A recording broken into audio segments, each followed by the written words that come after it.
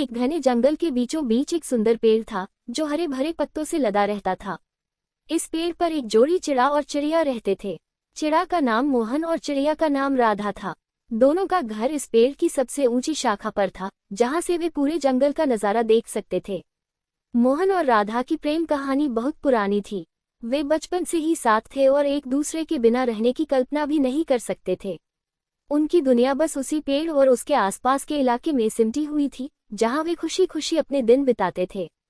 दोनों एक दूसरे का बहुत ख्याल रखते थे और हर दिन साथ में भोजन की तलाश में निकलते थे।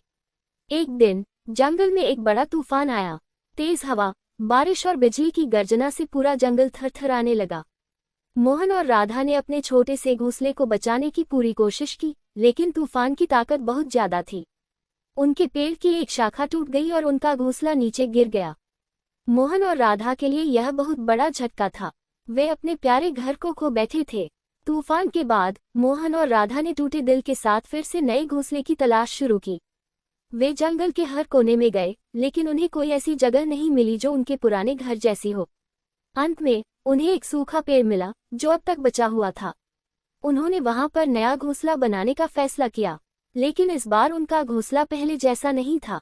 उसमें वही सुरक्षा और प्यार का एहसास नहीं था जो उनके पुराने घोंसले में था। मोहन और राधा ने अपनी जिंदगी को फिर से सामान्य बनाने की कोशिश की, लेकिन उनकी खुशियों में कमी आ गई थी। मोहन अक्सर सोचता कि कैसे उनका पुराना घोंसला उनके जीवन का हिस्सा था और अब वे उससे दूर हो गए हैं।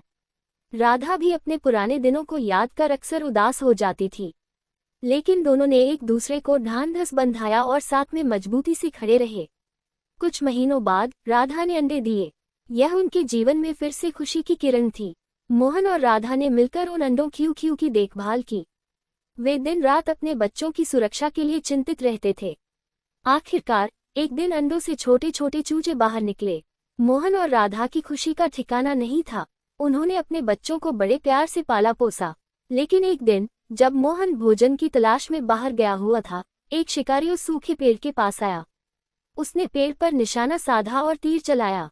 राधा अपने बच्चों को बचाने के लिए सामने आए और तीर उसके पंखों में जा लगा। राधा दर्द से चिल्लाए और जमीन पर गिर गई।